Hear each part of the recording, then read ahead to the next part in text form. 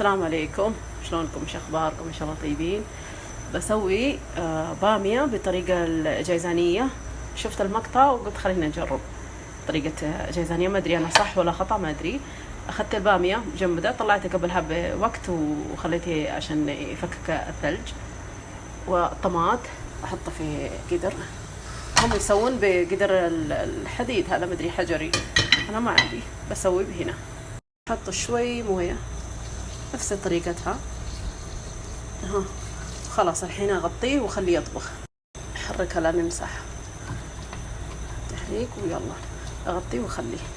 هنا عندي بامية حطيتها على النار، وهنا قطعت الدجاج قطعات صغيرة، وهنا بحط الثوم والزنجبيل.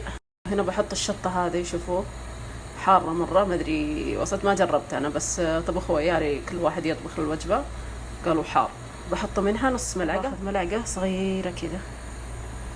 هنا حطينا علبة الزبادي والشطة اللي وريتكم اياها، وكركم وجميع البهارات وملح وزيت، وخلطته هنا. حطه على نار قصير وغطيه وخليه، ما يحتاج مويه، على نار قصير هو يستوي دجاج.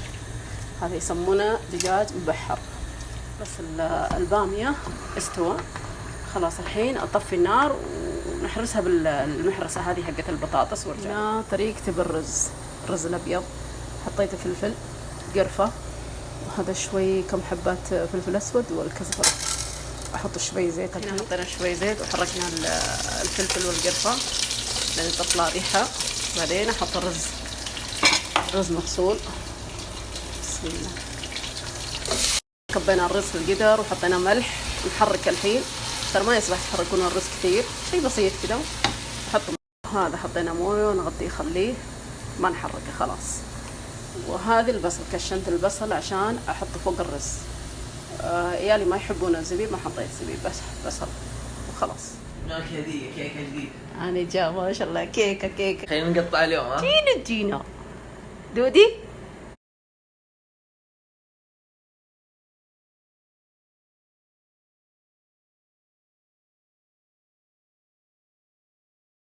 الحين خلص الإدام الدجاج قصدي، خلاص أطفي النار وخلاص انتهينا. هنا الرز خلص بعد، بس الموية استوى الرز.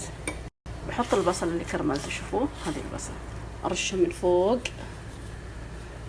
أرش بصل من فوق، وأرش شيء بسيط البهارات وملح بس خلاص. البهارات هذه بهارات، رش على البصل بس فوق خلاص. هنا غطي قدر وخليه 5 دقائق على نار مرة قصير. خلصنا الرز، وهنا خلصنا الدجاج مبحر، ما شاء الله كله خلصت. وهنا هذه طبخة ما أدري وش اللي خلاني أفكر أسوي الطبخة هذه. ما عندي كزبرة والثوم، قاعدة أحتري واحد من عيالي يجيبون، للحين ما جابوا. اليوم الجمعة أكثر محلات مسكرة. أخيرا جابوا الثوم والكزبرة.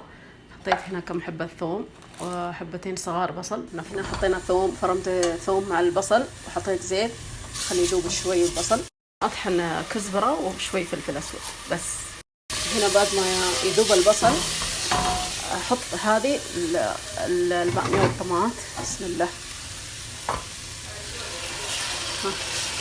أحط شوي موية، حاسين قوامها مرة ثقيل.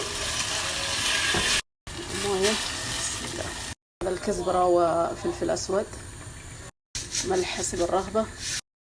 خليه يطبخ، وبعد أحط الكزبرة، أفرمها كزبرة، أقطعها صغار وأحط عليها آخر شيء، وخليه يطبخ 5 دقائق 10 دقائق وطفي النار وخلاص. هنا حطيت كزبرة، ترى أنا ماني متأكدة هي اللي سوتها طبخ جيزاني حطت كزبرة ولا لا، بس أنا حطيت، نسيت حطيت.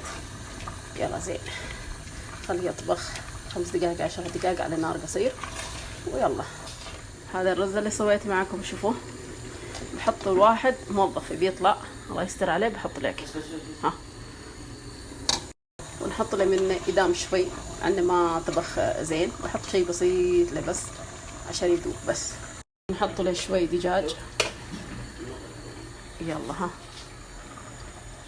هذا هو طبخنا، شوفوا هذه البامية جيزانية، والرز طريقتي، ودجاج بطريقتي أنا.